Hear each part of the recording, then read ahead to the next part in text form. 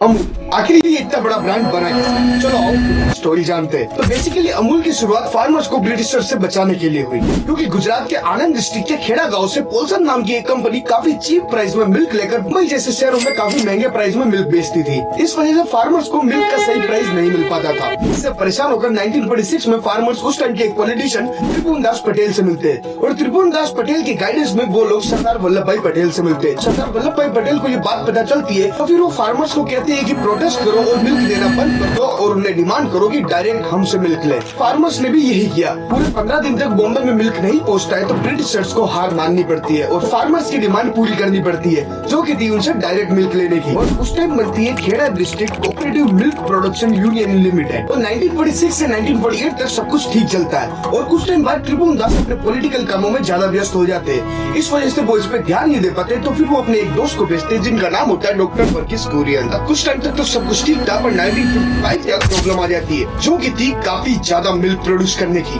क्योंकि बॉम्बे में इतने मिल्क की डिमांड नहीं थी, पर फिर भी गांव के लोग मिल्क प्रोड्यूस कर रहे थे।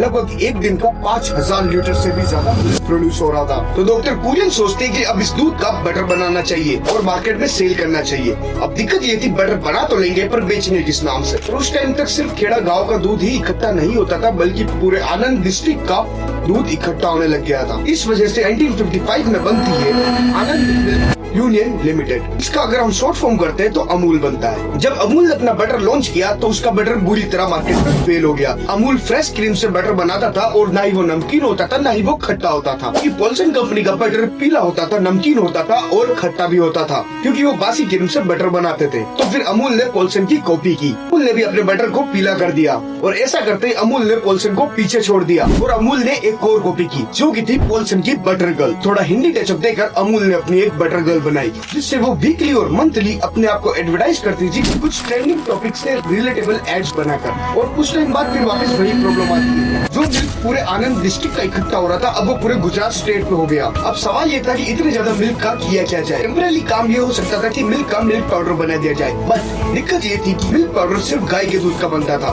और गुजरात में जितना भी दूध आता था वो भैंसों का था। डॉक्टर कुरियन के एक फ्रेंड ने इन्वेंट की बकरियों के दूध से मिल्क पाउडर बनाने की टेक्नोलॉजी, जो की इन्वेंट हुई इंडिया में वर्ल्ड में पहली बार। तो अमूल ने अपने आप को और ज्यादा एक्सपेंड किया और अपने आप को 3 हिस्सों में बांटा। लेवल 1 में उसने 18,600 कोऑपरेटिव सोसाइटी बनाई, जिसके अंदर 36 लाख से ज्यादा फार्मर्स डेली मिल्क देते हैं। लेवल 2 में डिस्ट्रिक्ट लेवल की यूनियन पर मिल्क इकट्ठा होता है और वहाँ से मल्टीपल प्रोडक्ट बनते हैं। और मिल में GCMMF यानी कि Gujarat cooperative milk marketing facility, इसका काम है सारे प्रोडक्ट को मार्केट करना और सारा पैसा इकट्ठा कर फार्मर्स को वापस देना।